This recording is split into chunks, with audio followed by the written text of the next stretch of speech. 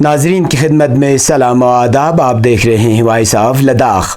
آج سنیچر ہے، جولائی کی 20 اور محرم الحرام کی 13 تاریخ. آج کی تازہ ترین خبروں کے ساتھ میں سعید ہاشم رضوی حاضر خدمت. ناظرین سے گزارش ہے کہ بر وقت ویڈیو پانے کے لیے ہمارے چینل کو سبسکرائب کریں اور خبریں آخر تک ضرور دیکھیں. آپ دیکھ رہے ہیں آپ کا پسندیدہ news channel voice of Ladakh.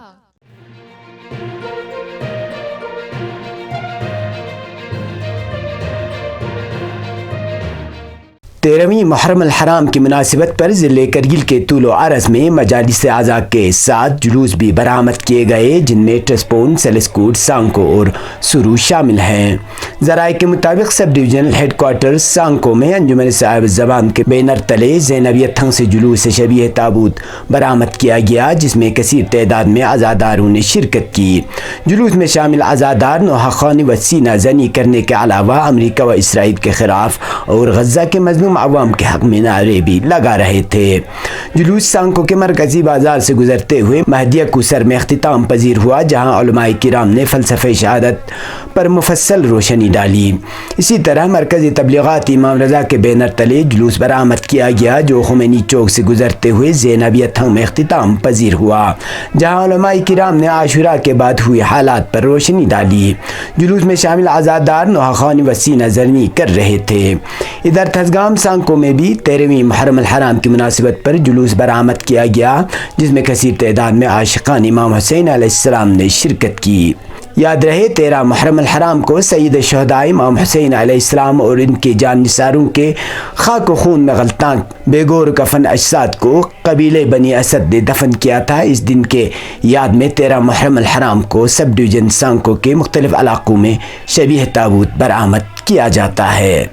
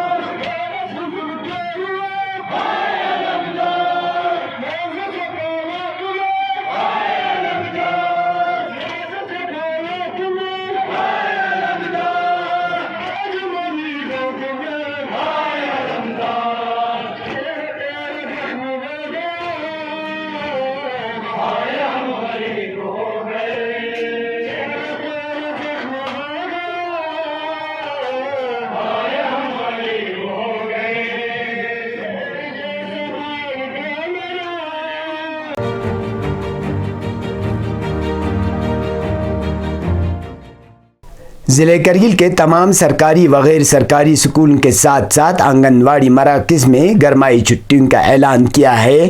اس سلسلے میں ڈپٹی کمشنر کرگل شری کان بالا صاحب سوسے کی جانب سے آج جاری حکم نامے کے مطابق تمام مذکورہ تعلیمی ادارے و آنگن واڑی مراکز گرمائی تعطیلات کے لیے 22 جولائی سے 5 اگست تک بند رہیں گے.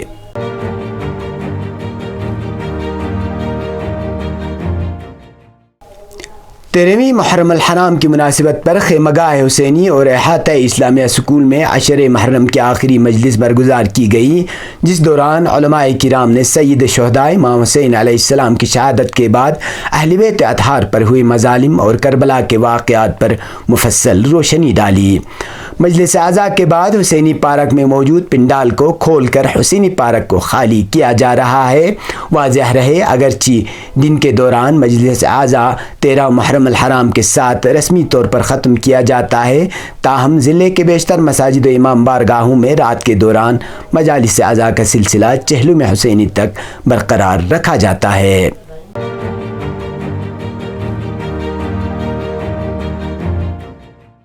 وائس آف لداخ کو ملی تفصیلات کے مطابق ایم پی لداخ محمد حنیفہ جان نے خطے لداخ کے عوامی اہمیت کے مسائل کو پارلیمنٹ کے مونسون سیشن میں ابھارنے کے لیے متعدد سوالات کو مختلف مرکزی وزارتوں کو ارسال کیا ہے۔ موصوف کی ابھارے گئے سوالات کی پہلی قسط کو ناظرین کی خدمت میں پیش کیا جا رہا ہے۔ مرکزی سرکار نے جموں و کشمیر میں سیاحتی شعبے کے لیے انڈسٹریل ڈیولپمنٹ اسکیم کو نافذ کی ہے۔ کیا وزارت سیاحت کے پاس لداخ میں سیاحت کی فروغ کے لیے قواعد و ضوابط بنا کر انڈسٹریل ڈیولپمنٹ اسکیم کو لداخ میں نافذ کرنے کا کوئی منصوبہ ہے؟ اگر ہے تو تفصیلات بتائیں۔ ضلع کرگل میں ثقافتی، مذہبی اور سرمائی سیاحت کو فروغ دینے کے لیے بڑے مواقع موجود ہیں اور سابقہ مرکزی حکومتوں نے متعدد مواقع پر ان کی فروغ کے لیے اقدامات اٹھانے کی وعدے بھی کیے، لیکن اب تک کرگل کو سیاحتی مقام کے طور پر متعارف کرنے کے لیے عملی طور پر کچھ بھی نہیں ہوا ہے۔ کیا مرکزی وزارت سیاحت کے پاس کرگل کو ایک سیاحتی مقام کے طور پر متعارف کرانے کا کوئی منصوبہ ہے؟ اگر ہے تو تفصیلات بتائیں۔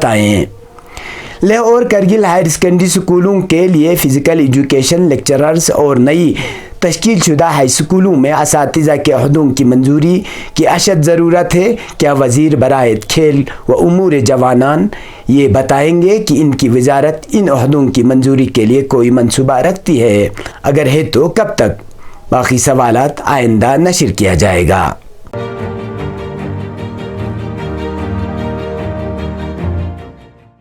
اب پیش ہے قومی اور بین الاقوامی خبریں۔ ملک کے ایوان زیرین لوک سبھا کے مانسون اجلاس سے قبل اسپیکر اوم برلا نے پارلیمانی ایجنڈا طے کرنے کے لیے بزنس ایڈوائزری تشکیل دے دی ہے، جس میں کئی پارٹیوں کے لیڈران کو شامل کیا گیا ہے۔ میڈیا کے مطابق یہ اجلاس اگلے ہفتے شروع ہوگا، جس کے دوران حکومت کی طرف سے ڈیزاسٹر مینجمنٹ ایکٹ میں ترمیم کے بل سمیت 6 نئے بل پیش کیے جائیں گے۔ رپورٹ میں بتایا گیا ہے کہ فائنانس بل کے علاوہ حکومت نے شہری ہوابازی کے شعبے میں کاروبار کرنے میں آسانی پیدا کرنے کے لیے ایئر کرافٹ ایکٹ 1934 کی جگہ انڈین ایئر کرافٹ بل 2024 کو بھی فہرست بند کیا ہے۔ بلوں کی فہرست جمعرات کی شام لوک سبھا کے سیکریٹریٹ کی طرف سے جاری کردہ پارلیمنٹ بلیٹن میں شائع کی گئی۔ مانسون اجلاس 22 جولائی سے شروع ہوگا اور 12 اگست تک جاری رہے گا۔ اس اجلاس میں وزیر خزانہ نرملا سیتا رمن 23 جولائی کو مرکزی بجٹ پیش کرے گی۔ حکومت نے آئندہ پیر سے شروع ہونے والے پارلیمنٹ کے مانسون اجلاس سے قبل اتوار 21 جولائی کو کل جماعتی اجلاس طلب کیا ہے۔ اپوزیشن لیڈر اور کانگریس کے رکن پارلیمنٹ راہل گاندھی کی قیادت میں اپوزیشن پارٹیوں کے لیڈر اس میں شرکت کرنے والے ہیں۔ اپوزیشن اپنے مطالبات بھی حکومت کے سامنے رکھے گی۔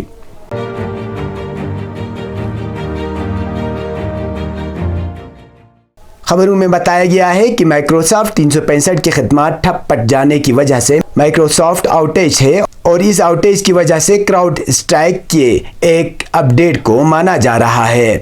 مائکروسافٹ کی سروس میں مشکلات کے سامنے آنے کے بعد دنیا بھر میں لاکھوں سسٹم پر بلو اسکرین اور شٹ ڈاؤن کی مشکلات پیدا ہو گئیں اور پھر سے سروس بری طرح متاثر ہو گئی۔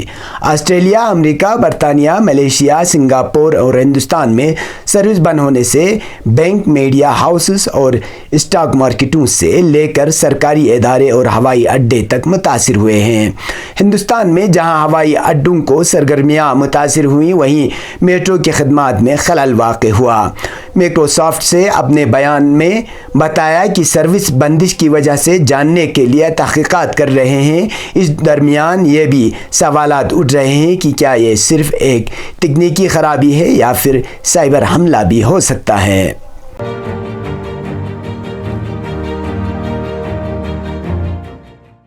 فلسطینی ذرائع کے حوالے سے ارنا کی رپورٹ کے مطابق فلسطین کی مزاحمتی تنظیموں نے ایک بیان میں کہا کہ تل ابیب پر یمنی فوج کے ڈرون حملے نے صہیونی حکومت کے ہیبت کو پاش پاش کر دیا اور اس کی بنیادوں کو ہلا کر رکھ دیا ہے۔ اس بیان میں مزید کہا گیا ہے کہ اس کارروائی نے صہیونی غاصبوں پر یہ ثابت کر دیا ہے کہ فلسطین کی سرزمین ان کے لیے جائے امن نہیں ہے اور صہیونی وزیر اعظم بنیامین نتنیاہو اور وزیر جنگ جیسے جنگی مجرمین اور اس کے امریکی حامی فلسطین میں رہائش پذیر صہیونی آباد کاروں کو سراب دکھا رہے ہیں۔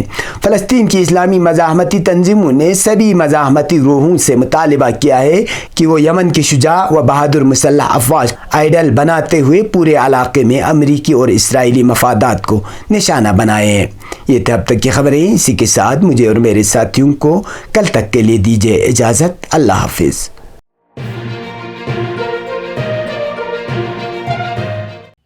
مقامی، قومی اور بین الاقوامی خبروں سے باخبر رہنے کے لیے چینل کو لائک، شیئر اور سبسکرائب کریں، ساتھ ہی بیل آئیکن دبانا نہ بھولیں۔